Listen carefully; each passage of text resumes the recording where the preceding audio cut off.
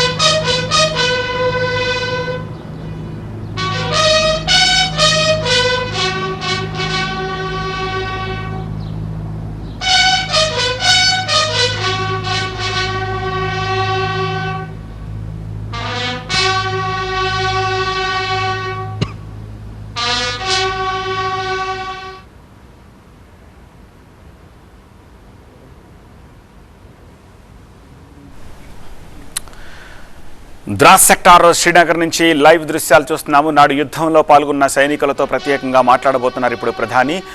అమరులకు నివాళి అర్పిస్తున్న దృశ్యాలు చూస్తున్నాము. కార్గిల్ యుద్ధానికి నేటితో 25 ఏళ్లు పూర్తయ్యాయి. ఈ సందర్భంగా నాటి విజయాన్ని, అమరవీరుల త్యాగాన్ని స్మరించుకుంటూ ఈ విజయ్ దివస్ను నిర్వహిస్తోంది భారత ప్రభుత్వం. పాకిస్తాన్ మూకల్ని కార్గిల్ నుంచి తరిమి కొట్టిన ఈరోజు మన దేశ చరిత్రలో సువర్ణాక్షరాలతోటి లిఖించదగ్గ రోజు.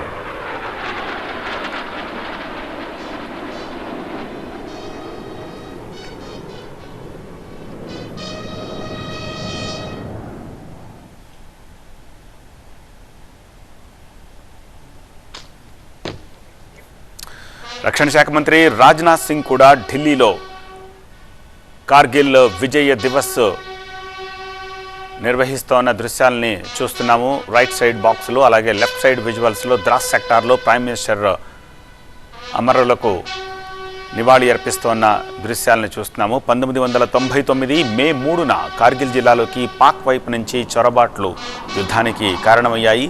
సరిగ్గా ఇవాల్టితో కార్గిల్ యుద్ధానికి 25 ఏళ్లు పూర్తయ్యాయి. పాక్ బలగాల్ని పూర్తిగా తిప్పికొట్టి ఆ యుద్ధం గెలిచింది మన సైన్యం.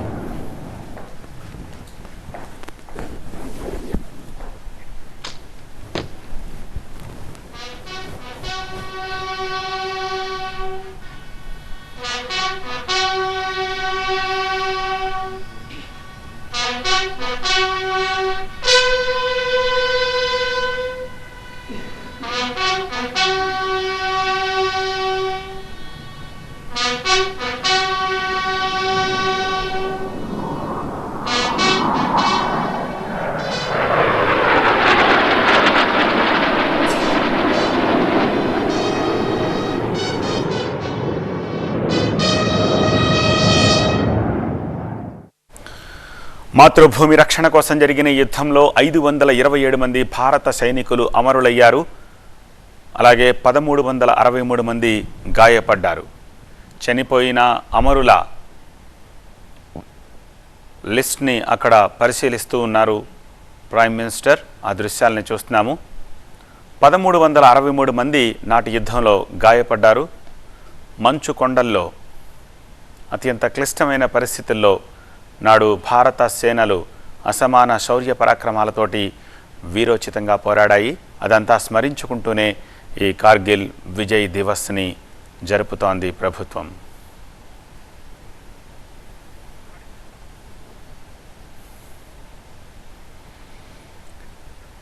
శ్రీనగర్లోని ద్రాస్ సెక్టార్ నుంచి లైవ్ విజువల్స్. నాటి యుద్ధంలో ఒకరు కాదు, అన్ని ఇన్ఫెంట్రీస్ పార్టిసిపేట్ చేశాయి.